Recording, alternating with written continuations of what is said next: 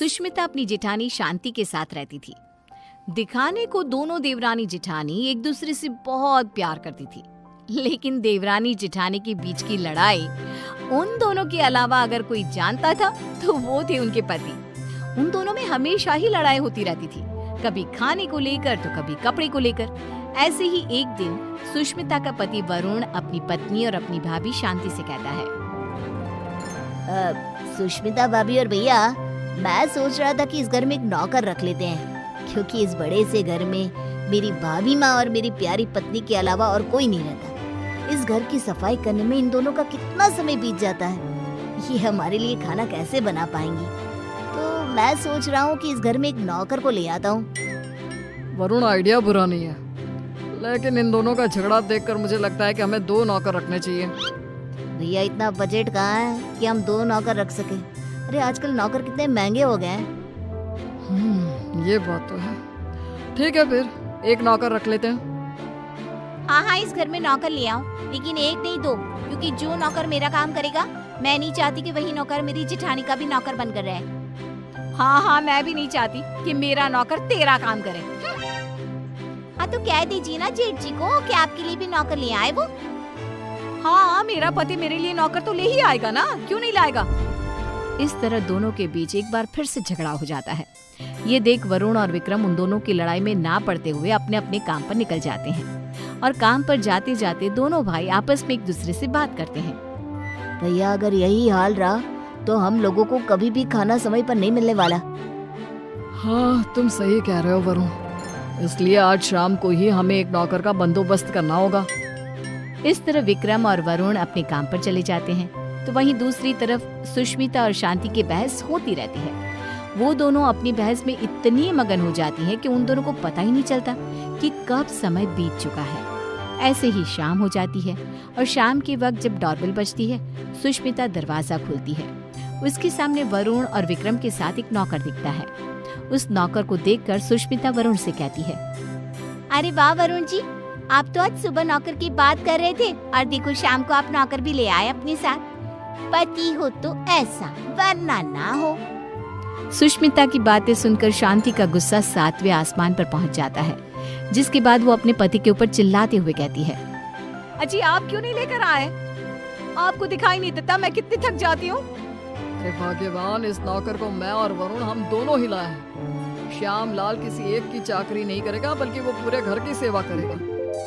हाँ भैया, बिल्कुल ठीक कह रहे हैं। श्यामलाल, किचन ऊपर है, जाकर खाना बना दो। ठीक है साहब। श्यामलाल किचन में जा ही रहा था कि तभी शांति उसे रोकते हुए कहती है, अरे श्यामलाल, पहले तुम मेरा और विक्रम जी का खाना बना देना।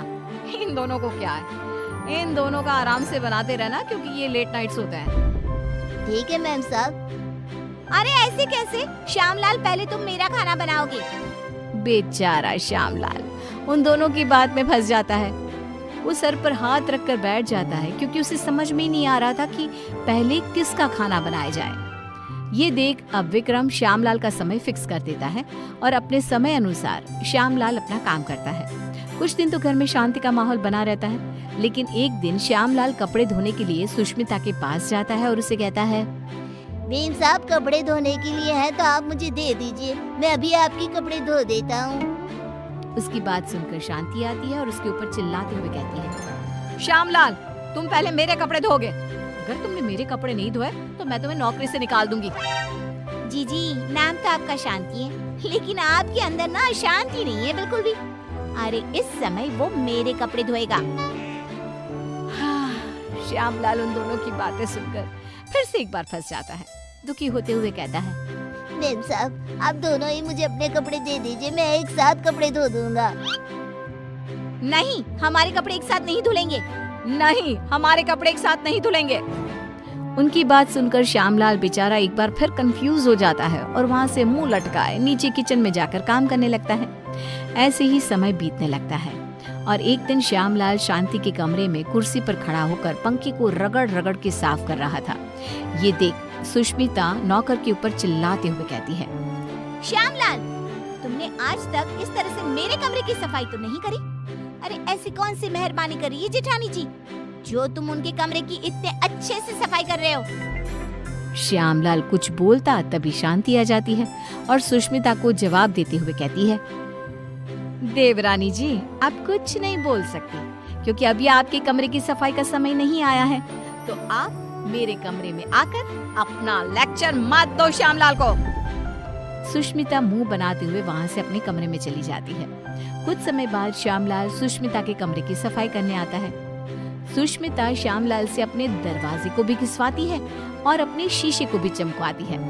कभी अपने कमरे के फर्श को अच्छे से रगड़वाती है और इस तरह श्यामलाल पूरी तरह से फंस जाता है।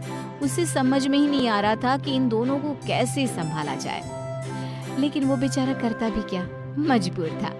ऐसे ही एक दिन श्यामलाल बाजार से सब्जियां लेने जा रहा था, तभी वो खुद से कहता है, क्यों ना मैं एक ही समय पर दोनों मेम साहब की सब्जियां ले आऊं और दोनों को अलग अलग समय पर दिखा दूंगा कि मैं अलग समय पर यही सब्जियां लेकर आया हूँ। यही ठीक रहेगा। इस तरह श्यामलाल सब्जियों को लेकर आ जाता है, लेकिन जैसे ही वो घर में घुसता है वैसे ही उसके सामने सुष्मिता और शांति खड़ी होती है। ये देख श्यामलाल के पसीने छूट जाते हैं। ये देखकर सुष्मिता कहती है, क्यों श्यामलाल, तुम्हारे पसीने क्यों छूट रहे हैं? तुमने कोई गलत काम किया है क्या? श्यामलाल, मैंने कितनी बार मना किया था कि इसके काम के साथ मेरा काम नहीं करना, लेकिन तुमने फिर से वही किया ना जो तुम्हें नहीं करना था। इस तरह दोनों अब श्यामलाल को खरी खोटी सुनाने लगती है और इतना सुनने के बाद कोई नौकर उनके घर में काम कर ले, ऐसा तो हो ही नहीं सकता। इसलिए श्यामलाल ने जवाब देते हुए उन दोनों से कहा, मेम साहब माफ करना, लेकिन मैं आपके घर में और काम नहीं कर सकता क्योंकि एक ही काम दो बार करना बड़ा ही मुश्किल हो जाता है। अरे तो क्या तुम उसके पैसे नहीं ले रहे हो? उसकी ये बात सुनकर बेचारा श्यामलाल चुप हो जाता है और ना चाहते हुए भी उन दोनों का काम करना पड़ता है।